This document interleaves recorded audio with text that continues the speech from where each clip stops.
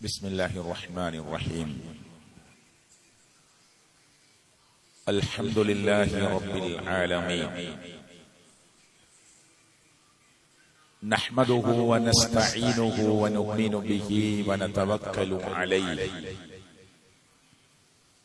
ونعوذ بالله من شرور أنفسنا ومن سيئات أعمالنا. اللهم صل على محمد وعلى آل محمد كما صليت على إبراهيم وعلى آل إبراهيم إنك حميد مجيد. اللهم بارك على محمد وعلى آل محمد كما باركت على إبراهيم وعلى آل إبراهيم إنك حميد مجيد.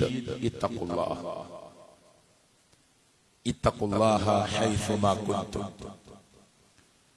أعوذ بالله من الشيطان الرجيم. يا أيها الذين آمنوا اتقوا الله حق تقاته ولا تموتن إلا وأنتم مسلمون. ആദരണീയരായ മുഅ്മിനീങ്ങളെ, സർവശക്തനായ അല്ലാഹുവിനെ സൂക്ഷിച്ച് നല്ല മുസ്ലിമായി, മുഅ്മിനായി, മുവഹ്ഹിദായി, ഒരു മുസ്ലിഹായി ജീവിച്ചു മരിക്കാൻ സർവശക്തനായ അല്ലാഹു സംസാരിക്കുന്ന എനിക്കും അല്ലാഹുവിന്റെ വീട്ടിൽ വന്നു ചേർന്ന നമുക്കെല്ലാവർക്കും അല്ലാഹു തൗഫീഖ് നൽകുമാറാകട്ടെ. റമളാനിലേക്ക് പ്രവേശിക്കുന്നതിന് മുമ്പ് ഒരുപക്ഷെ അവസാനത്തെ വെള്ളിയാഴ്ചയിലാണ് നമ്മളുള്ളത്. ഏതാനും ദിവസങ്ങൾ കഴിഞ്ഞാൽ പുണ്യത്തിന്റെ പൂക്കാലമായ ദാനധർമ്മങ്ങളിൽ കൊടുങ്കാറ്റ് കണക്കെ സ്വഹാബത്ത് മത്സരിച്ച പരിശുദ്ധമായ ഖുർആനിന്റെ പാരായണം 3 ദിവസത്തിൽ ഒരിക്കൽ പൂർത്തിയാക്കിയ, അപ്പൊ അത് ഞാൻ ആവർത്തിക്കുകയാണ്. പരിശുദ്ധ ഖുർആനിന്റെ പാരായണം 3 ദിവസത്തിൽ ഒരിക്കൽ പൂർത്തിയാക്കിയ സ്വഹാബത്ത് നമ്മുടെ ജാമിഅ അൽ ഹിന്ദിലെ കുട്ടികൾ, ഹാഫിളുകളായ ആളുകൾക്ക് അവിടെ വെച്ച് ഒരു വലിയ സമ്മേളനത്തിൽ മൊമന്റോയും ട്രോഫിയും അതുപോലെ സർട്ടിഫിക്കറ്റും കൊടുക്കുമ്പോ അവരെ പഠിപ്പിച്ച ആ ഉസ്താദ് പറഞ്ഞു, ഈ കുട്ടികളുടെ കൂട്ടത്തിൽ 13 കുട്ടികൾ സുബ്ഹി കഴിഞ്ഞ് വൈകുന്നേരമാകുന്നതിന്റെ മുന്നേ പരിശുദ്ധ ഖുർആനിലെ സൂറത്ത് അൽ ഫാത്തിഹ മുതൽ 114 അധ്യായം സൂറത്ത് അന്നാസ് വരെ ഒരു തെറ്റുമില്ലാതെ പൂർണ്ണമായി കാണാതെ ഓതിത്തന്നു. അങ്ങനെ സുബൈ നിസ്കാരം കഴിഞ്ഞ് തുടങ്ങി അന്ന് രാത്രിയാകുന്നതിന് മുമ്പ് ഒരു തെറ്റുപോലുമില്ലാതെ ഖുർആനിലെ 6236 ആയത്തുകളും ഓതിത്തന്ന 13 കുട്ടികൾ ഉള്ള ഹാഫിളുകൾക്കാണ് നമ്മൾ ഇന്ന് സമ്മാനം കൊടുക്കുന്നത്, സർട്ടിഫിക്കറ്റ് കൊടുക്കുന്നത് എന്ന്. അപ്പൊ 3 ദിവസം കൊണ്ട് സഹാബത്ത് ഓതി തീർത്തു എന്ന് പറയുമ്പോൾ നമുക്ക് ആശ്ചര്യം തോന്നുന്നുണ്ടെങ്കിൽ, ഒരു ദിവസം കൊണ്ട് പൂർണ്ണമായി കാണാതെ ഒരു പകല് കൊണ്ട് ഓതിക്കൊടുത്തു എന്നത് ഞാൻ വ്യക്തമാക്കാനാണ് ആ സംഭവം ഇവിടെ ഉദ്ധരിച്ചിട്ടുള്ളത്. വിചാരിച്ചാൽ നടക്കും. ഒരു ദിവസം കൊണ്ട് ഞങ്ങൾ തീർക്കട്ടെ എന്ന് നബിയോട് അവർ ചോദിച്ചു, സല്ലല്ലാഹു അലൈഹി വസല്ലമയോട്. മുത്ത് നബി പറഞ്ഞു, വളരെ നിർത്തി സാവകാശം അങ്ങനെ ഓതുന്നതാണ് നല്ലത്, നിങ്ങൾ ധൃതി കൂട്ടേണ്ടതില്ല. അപ്പോഴാണ് സഹാബത്ത് എന്നാൽ 3 ദിവസത്തിൽ ഒരിക്കൽ തീർക്കാമെന്നതിലേക്ക് മാറി ചിന്തിക്കുന്നത് എന്നുവരെ ഇസ്ലാമിക ഗ്രന്ഥങ്ങളിൽ ചർച്ചയിൽ വന്നിട്ടുണ്ട്. ഈ ഇരിക്കുന്ന നമുക്കൊക്കെ അള്ളാഹുവിന്റെ അപാരമായ അനുഗ്രഹം കൊണ്ട് ഒരുപാട് റമളാൻ കിട്ടി. എന്നാൽ ഞാൻ ഈ പള്ളിയിൽ വന്ന യുവാക്കളോട്, യുവതികളോട് ചോദിക്കുകയാണ്, കഴിഞ്ഞ റമദാനിൽ അള്ളാഹുവിന്റെ ഖുർആൻ ഒരു തവണ ഓതി തീർക്കാത്തവർ ഒരുപക്ഷെ ഈ ഖുതുബ കേൾക്കുന്നുണ്ടാവും. യുവാക്കൾ യുവതികൾ മാത്രമല്ല, അതിനു മുകളിൽ പ്രായമുള്ളവർ ഒരു തവണ പോലും ഒരു റമദാനിൽ ഓതി തീർക്കാത്തവർ ഒരുപക്ഷെ ഈ ഖുതുബ കേൾക്കുന്നുണ്ടാവും. സ്വഹാബത്ത് 9ഉം 10ഉം തവണയാണ് റമദാനിൽ തീർത്തത്. കുറച്ചൊക്കെ പ്ലാനിംഗ് നടക്കണം. കച്ചവടക്കാരുണ്ട് ഈ കൂട്ടത്തിൽ, ബിസിനസ്സുകാരുണ്ട് ഈ കൂട്ടത്തിൽ. നമ്മൾ ആർക്കു വേണ്ടിയാണ് ഓടുന്നത്? നിങ്ങൾക്കൊറ്റയ്ക്ക് ജീവിക്കാനാണെങ്കിൽ ഇത്ര പാടുപെട്ട് പണിയെടുക്കേണ്ട ആവശ്യമുണ്ടോ? ഷോപ്പ് 1-ൽ നിന്ന് 2-ലേക്ക്, 2-ൽ നിന്ന് 3-ലേക്കൊക്കെ മാറി ചിന്തിക്കേണ്ട ആവശ്യമുണ്ടോ? നമുക്കൊറ്റയ്ക്ക് ജീവിക്കാനാണെങ്കിൽ. അപ്പൊ ആർക്കു വേണ്ടിയാണ് നമ്മൾ ഈ സമ്പാദിക്കുന്നത്? ഏക്കറക്കണക്കിന് ഭൂമിയുള്ള ഒരാൾ എന്റെ നാട്ടിൽ ഏതാനും ദിവസം മുമ്പ് മരണപ്പെട്ടു. ഞാൻ അദ്ദേഹത്തെ കുറിച്ച് കുറെ ചിന്തിച്ചു, ആലോചിച്ചു. അദ്ദേഹത്തിന് ആഗ്രഹം ഉണ്ടായിരുന്നു, അള്ളാഹുവിന്റെ പള്ളിക്ക് കുറച്ച് സ്ഥലം കൊടുക്കണം, പള്ളിക്ക് നല്ലൊരു വരുമാനം ഉണ്ടാക്കാൻ കുറച്ച് കടറൂം കെട്ടിക്കൊടുക്കണം, പള്ളിക്ക് വരുമാനമുണ്ടാക്കാനുള്ള എന്തെങ്കിലും ഒരു മാർഗം, എനിക്കിഷ്ടം പോലെ സ്ഥലം അള്ളാഹു നൽകിയിട്ടുണ്ട്, എന്തെങ്കിലും ഒന്ന് കൊടുക്കണം എന്നൊക്കെ ആഗ്രഹിച്ചു. പക്ഷെ മനസ്സിലെന്താണ്, കുറച്ചു കഴിഞ്ഞിട്ട് കൊടുക്കാം, കുറച്ചുകൂടി കഴിയട്ടെ, എന്നിട്ട് പറയണം. എന്നാൽ സ്വകാര്യമായ ചർച്ചയിൽ ചില വ്യക്തിത്വങ്ങളോടൊക്കെ അങ്ങനെ സൂചിപ്പിച്ചിരുന്നു. ഇൻഷാ അല്ലാഹ് ഞാനത് പറയാൻ ആഗ്രഹിക്കുന്നുണ്ട്. നമുക്കൊരു മീറ്റിംഗിൽ അത് ചർച്ച ചെയ്യണം. അതൊന്നൊരു മീറ്റിംഗ് ഒക്കെ വരുന്നതിന് മുമ്പ് അള്ളാഹു അദ്ദേഹത്തെ തിരിച്ചു വിളിച്ചു. ആ സ്വകാര്യ സംസാരം മക്കളോടോ കുടുംബത്തോടോ അദ്ദേഹം പറഞ്ഞിട്ടില്ല. നിയ്യത്തിന് അള്ളാഹു കൂലി കൊടുക്കുമാറാകട്ടെ. ഞാൻ പറയുന്നത്, മക്കൾക്ക് അതേ ദീനി ബോധവും കാര്യമൊക്കെ ഉണ്ടെങ്കിൽ ചിലപ്പോ നടക്കും. നമ്മളൊക്കെ അങ്ങനെയാണ് മനസ്സിലാഗ്രഹിക്കുന്നത്. ഒരു റമദാൻ കിട്ടുമ്പോ ഈ റമദാൻ ഏതായാലും ഇങ്ങനെ തീർന്നു, അടുത്ത റമദാനിലെങ്കിലും എനിക്ക് ഉഷാറാവണം എന്നാ പല മനുഷ്യരും പറയാ. അങ്ങനെ എത്ര റമദാൻ കഴിഞ്ഞു?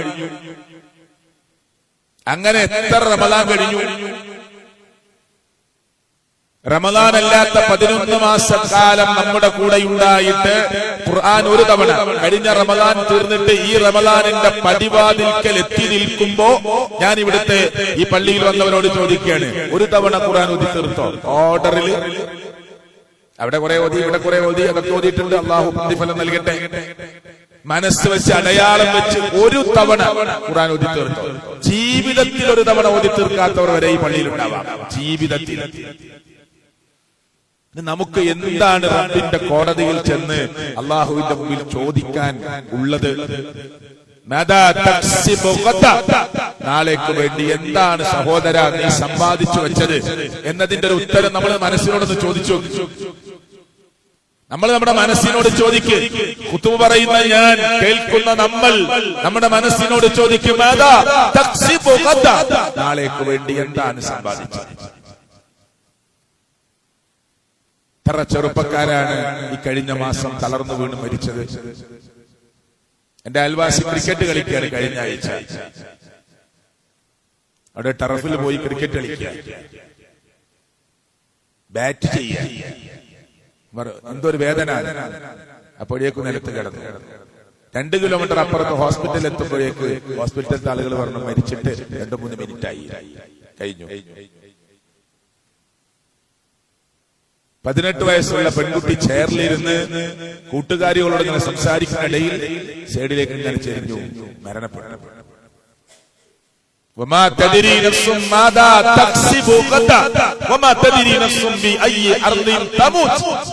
നാളെ എപ്പോൾ എവിടെ വെച്ച് എങ്ങനെ മരിക്കുമെന്ന് പറയാൻ നിനക്ക് കഴിയില്ല, ഒരു മനുഷ്യനും കഴിയില്ല എന്നാ ഖുർആൻ പറഞ്ഞു. അത് വിശ്വസിക്കുന്നവരായി പള്ളിയിൽ വന്നവര്. ഇത് വിശ്വാസമില്ലാത്ത ഒരാൾ പള്ളിയിൽ വരില്ല. ഇത് വിശ്വസിക്കുന്ന ഒരാളാണ്. ഈ മിമ്പറിൽ വെച്ച് ഒരു പക്ഷെ ഞാൻ മരിക്കാം, അള്ളാഹു നമുക്ക് ദീർഘായുസ് നൽകുമാറാകട്ടെ. ഞാൻ അണിഞ്ഞ ഈ ഷർട്ട് എന്റെ കൈ കൊണ്ട് അടിച്ചെടുത്ത് മാറ്റിവെക്കാൻ പറ്റുമെന്ന് ഉറപ്പ് പറയാൻ, ഒരു ഗ്യാരണ്ടി പറയാൻ കഴിവില്ലാത്ത ദുർബലനാണ് ഞാൻ. നിങ്ങൾ വീട്ടിൽ നിന്ന് ജുമഅക്കിറങ്ങുമ്പോ ഞാൻ ഉറപ്പായിട്ടും ജുമഅ കഴിഞ്ഞിട്ട് വരാം എന്ന് ഇൻഷാ അല്ലാഹ് എന്ന് ചേർക്കാതെ പറയാൻ പാടില്ല എന്ന് പഠിപ്പിച്ച മതത്തിന്റെ അനുയായികളാണ് നമ്മൾ. എന്ത് ഗ്യാരണ്ടിയാ നമുക്കുള്ളത്?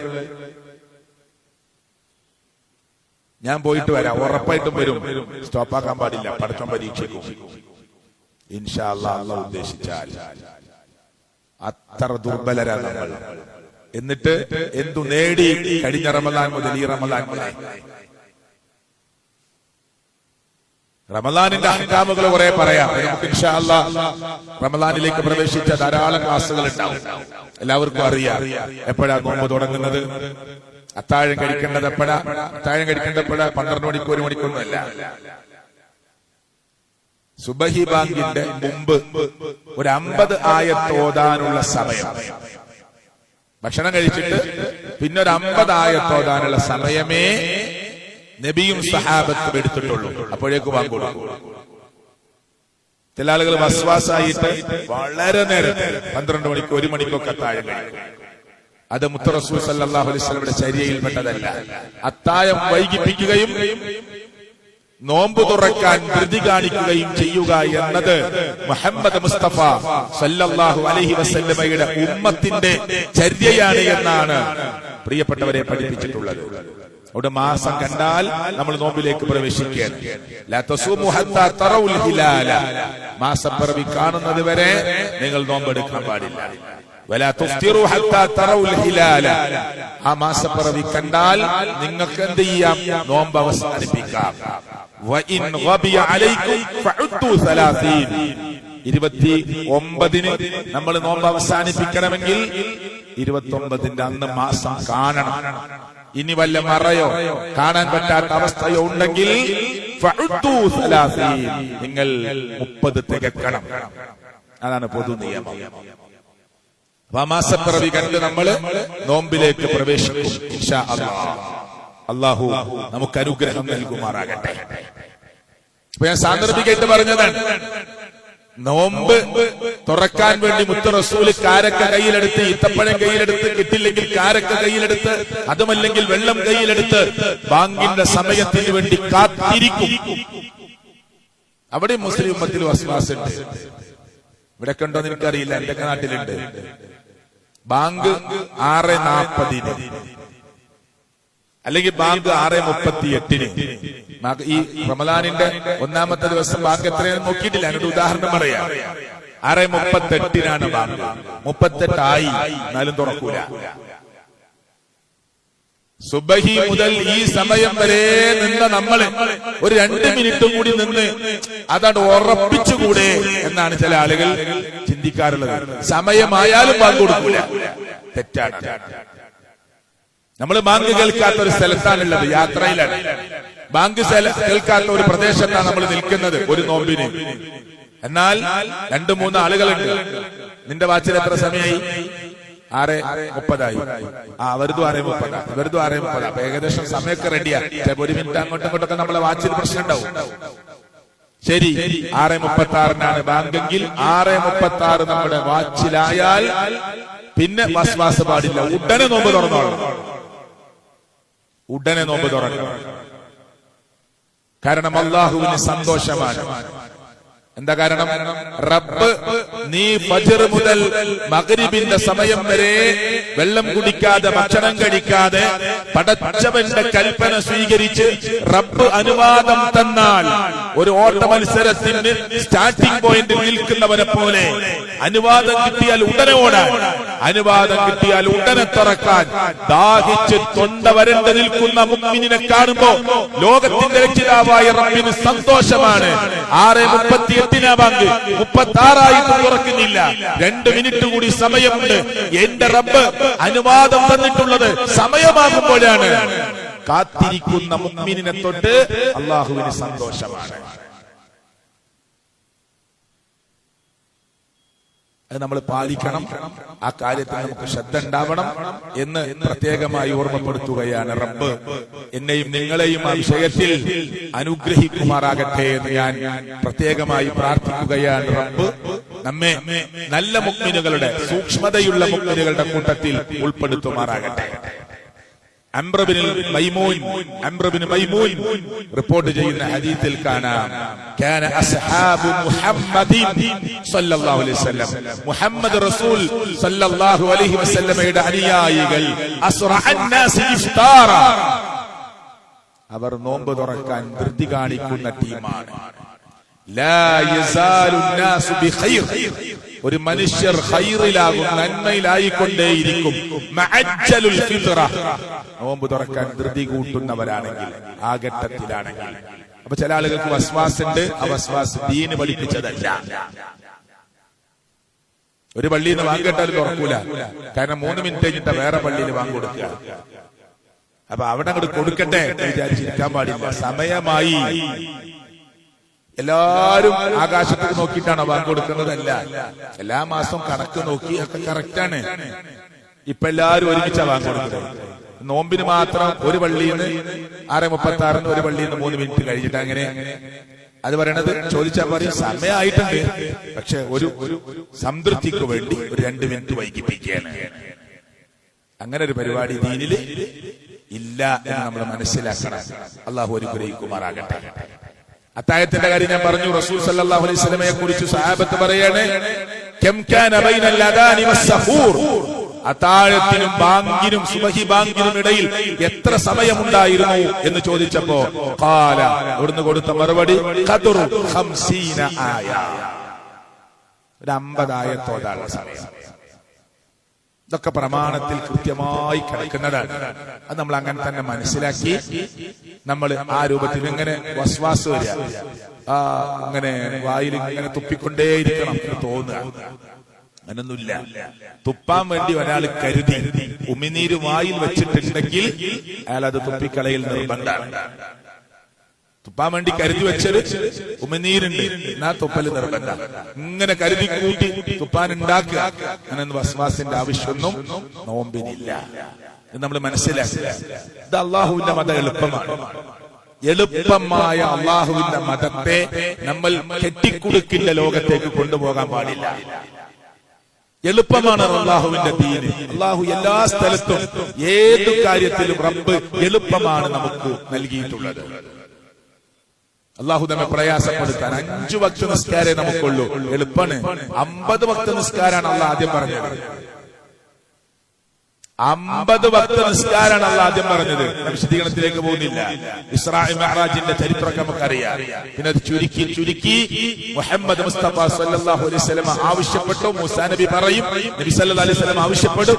അങ്ങനെ 45, 40, 30, 20 അങ്ങനെ ചുരുക്കി 5 ചുരുക്കി 5ലേക്ക് മൂസാ നബി അലൈഹി സ്വലാത്തു വസ്സലാം മുഹമ്മദ് മുസ്തഫ സല്ലല്ലാഹു അലൈഹി വസല്ലമയോട് പറഞ്ഞു, താങ്കളുടെ ഉമ്മത്ത് 5ഉം കറക്റ്റ് നമസ്കരിക്കൂല. ഒന്നുകൂടി പറയൂ റബ്ബിനോട്, എന്റെ റബ്ബിനോട് ഇനി ചോദിക്കാൻ എനിക്ക് നാണമാണ് എന്നാണ് ആര് പറഞ്ഞത്? മുഹമ്മദ് മുസ്തഫ സ്വല്ലല്ലാഹു അലൈഹി വസല്ലം. 5 വക്ത നിസ്കാരം ഭാരമില്ല. അത് കറക്റ്റ് നിർവഹിക്കാൻ ഒരു ഭാരവുമില്ല. നിർവഹിക്കാത്തവനെല്ലാം ഭാരമാണ്. എളുപ്പാണ്. നമ്മൾ അധ്വാനിച്ച് സമ്പാദിച്ചുണ്ടാക്കുന്ന സ്വത്തിൽ നിന്ന് 10% കൊടുക്കാൻ പറഞ്ഞിട്ടില്ല, 20% കൊടുക്കാൻ പറഞ്ഞിട്ടില്ല, 2.5% അത് നമ്മുടേതല്ല. അപ്പോഴാണ് നമ്മുടെ ധനം ശുദ്ധീകരിച്ച ധനമാകുക. 100 രൂപ നമ്മൾ സമ്പാദിച്ചുണ്ടാക്കുമ്പോ 2.50 മുഅ്മിനേ, മുസ്ലിമേ, നിന്റെതല്ല. അത് ലിൽ ഫുഖറാ വൽ മസാകീൻ. ഞാൻ അവിടേക്ക് പോകുന്നില്ല. അത് പാവപ്പെട്ടവർക്കുള്ളതാണ്, വഴിയാത്രക്കാർക്കുള്ളതാണ്, കടത്തിൽ കുടുങ്ങി നിൽക്കുന്നവർക്കുള്ളതാണ്.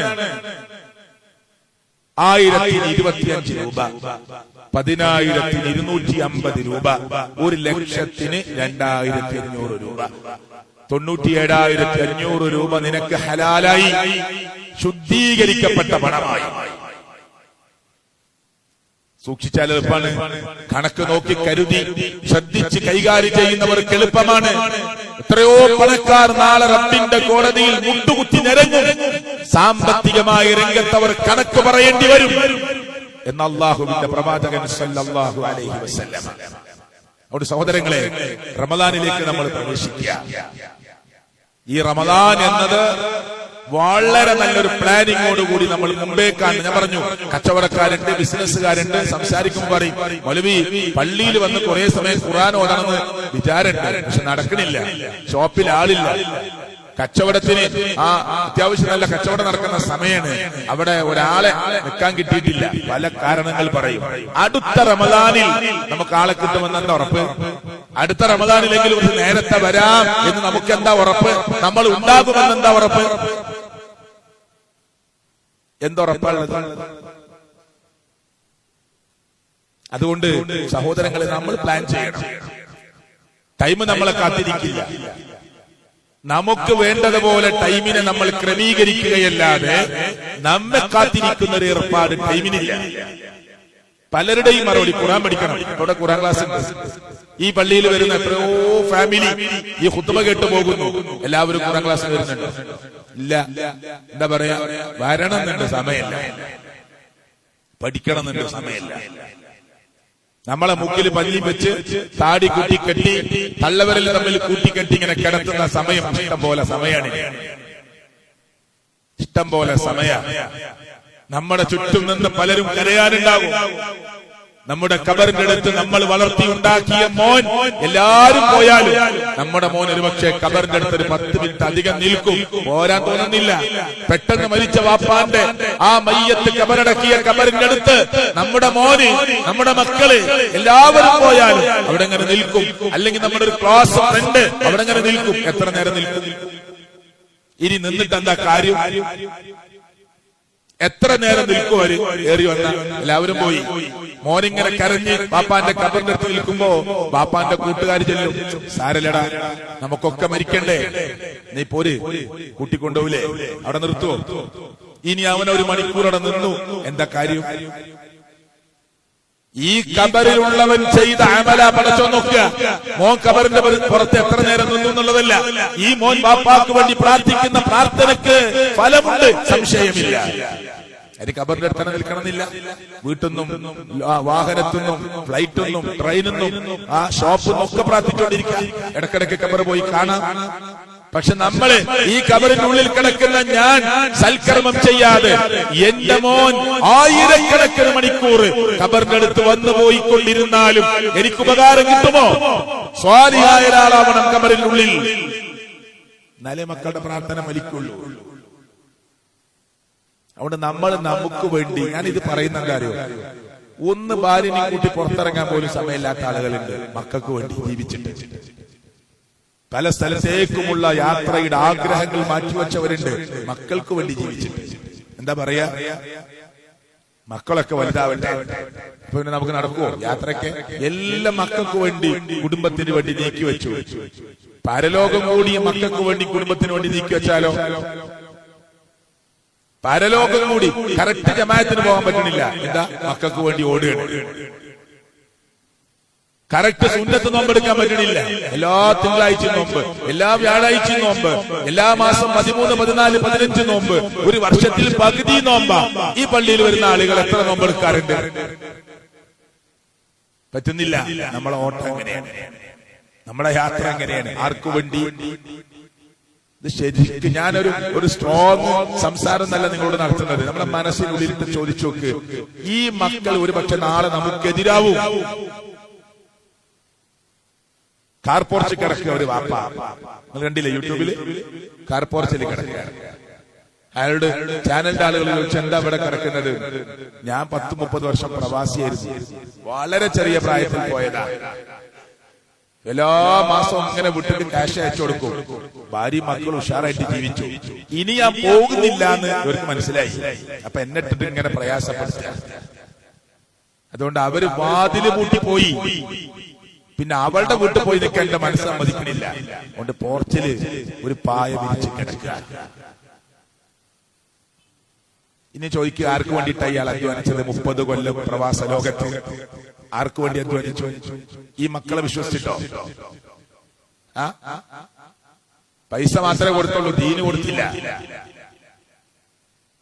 മൊറാലിറ്റി പഠിപ്പിച്ചില്ല, മോറൽ എഡ്യൂക്കേഷൻ നൽകിയില്ല, ബാപ്പാനോടും ഉമ്മാനോടുള്ള ധാർമ്മികമായ ഉത്തരവാദിത്തം പഠിപ്പിച്ചിട്ടില്ല, ഭാര്യയ്ക്ക് പൈസ എങ്ങനെ അയച്ചെടുത്തു, ഭർത്താവിനോടുള്ള കടപ്പാട് പഠിപ്പിച്ചിട്ടില്ല. എന്നിട്ട് പോർച്ചിൽ കിടക്കുകയാണ് ഈ മനുഷ്യൻ.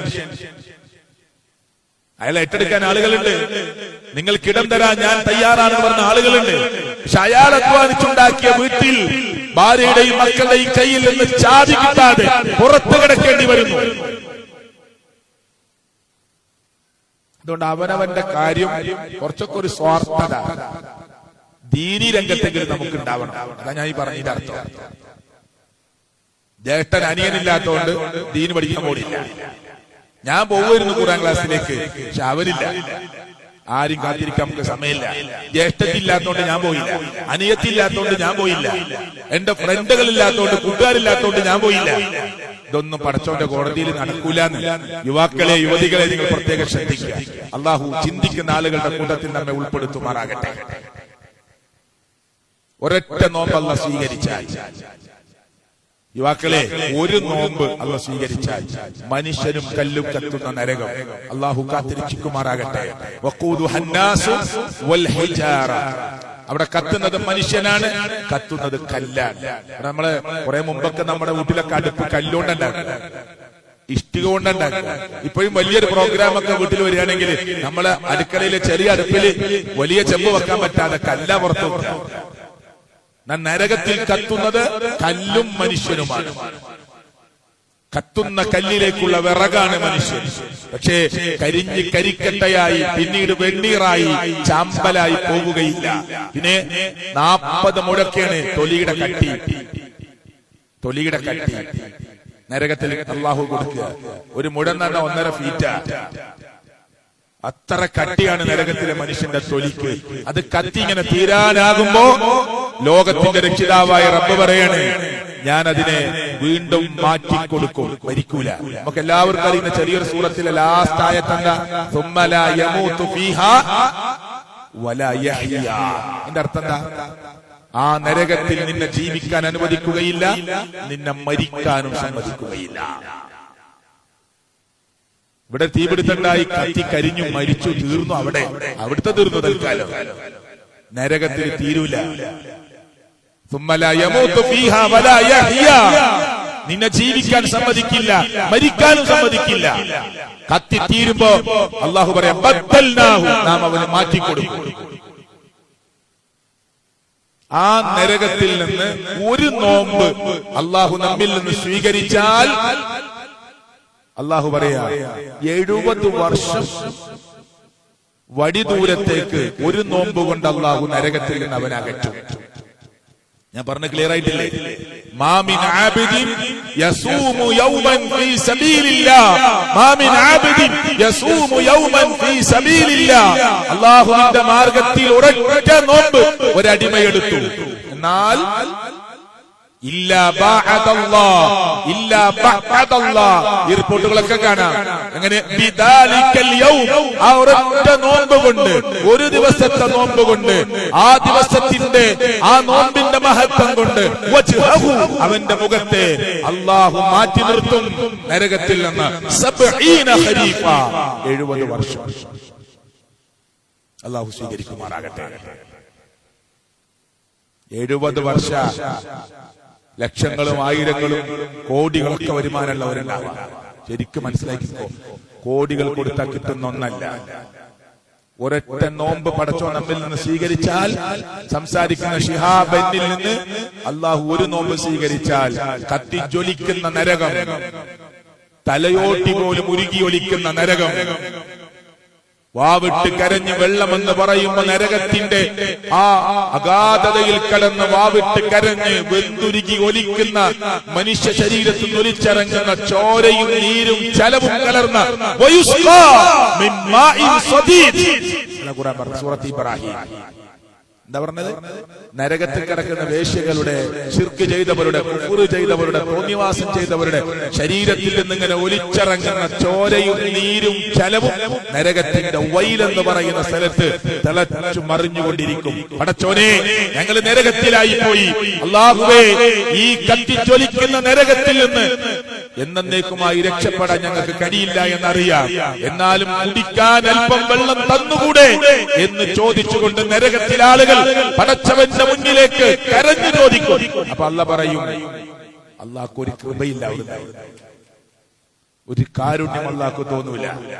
കാരണം എല്ലാം ഒരുക്കി തന്ന്. ഇന്ന് നമ്മളെ ഈ ജുമ കഴിഞ്ഞിട്ട് ഒരു കുട്ടിയുടെ കിഡ്നി അസുഖം ബാധിച്ച ഒരു കുട്ടിയുടെ കലക്ഷൻ അതെല്ലാവരും കൊടുക്കണം കുട്ടിക്ക് വേണ്ടി.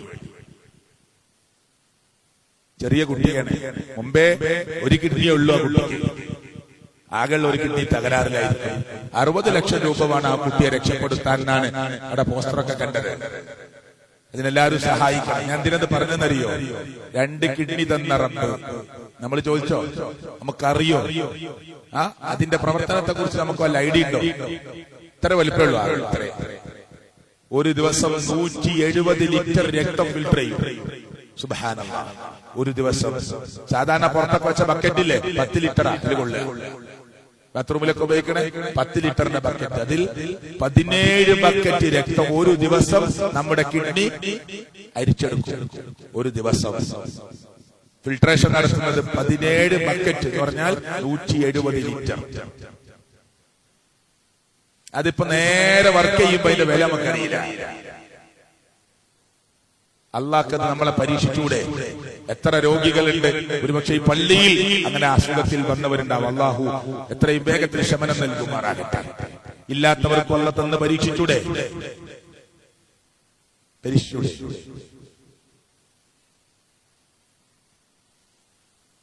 നിങ്ങൾ ഈ തലക്കൊക്കെ ട്യൂമർ വന്ന ആളുകളൊക്കെ അഡ്മിറ്റ് ചെയ്തിരിക്കുന്ന വാർഡിലൊക്കെ ഒന്ന് പോയി നോക്ക്. എന്റെ ഭാര്യയുടെ ഉമ്മാക്കുണ്ടായ അനുഭവമാണ് ഞാൻ പറയുന്നത്. നിങ്ങൾ കേട്ടിട്ടുണ്ടാവും. ആ വാർഡിൽ നിന്ന് പോയി നോക്കി. എത്രയോ മനുഷ്യരുടെ തലയോട്ടിയുടെ പീസ് കഷ്ണം ഇതിൽ ഡോക്ടർമാരുണ്ടാവും ഈ സദസ്സില്. അവരുടെ തൊടയിലും അവരുടെ വയറിലും ഒളിപ്പിച്ചു വെച്ചിരിക്കുക. ഇതിന് തലയോട്ടി തുറന്നിട്ട് ട്യൂമർ എടുത്ത് പുറത്ത് കളഞ്ഞാൽ പിന്നെ തലയോട്ടിയുടെ ആ കഷ്ണം ഉണ്ടല്ലോ ഉടൻ അവിടെ ഫിറ്റ് ചെയ്യാൻ പറ്റൂല. അത് സ്വാഭാവികമായി ആ ഭാഗം കുഴിഞ്ഞു വരണം. 3-4 മാസം സമയമെടുക്കും.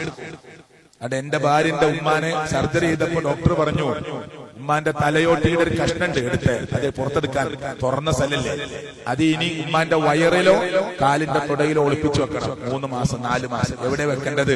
വയറിലാണോ കാലിലാണോ? നമ്മളെ സംബന്ധിച്ചിടത്തോളം രണ്ടും നമുക്ക് അത്ര അറിയില്ല. അത് ഡോക്ടറുടെ ഇഷ്ടം. വെച്ചു. 4 മാസം കഴിഞ്ഞപ്പോ തല കുഴിഞ്ഞു വന്നു.